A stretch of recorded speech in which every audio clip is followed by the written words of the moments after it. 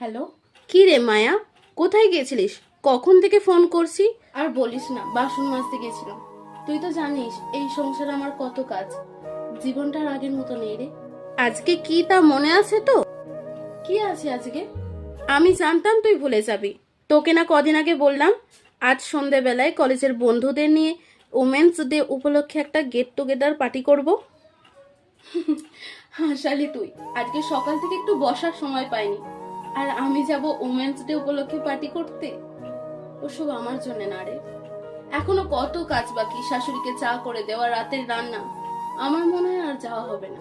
তোরা এনজয় কর, ছবি পোস্ট করবি, আমি দেখবো।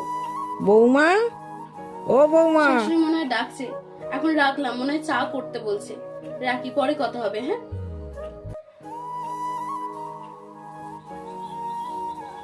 হ্যাঁ মা বলুন, আমায় ডাকছিলেন?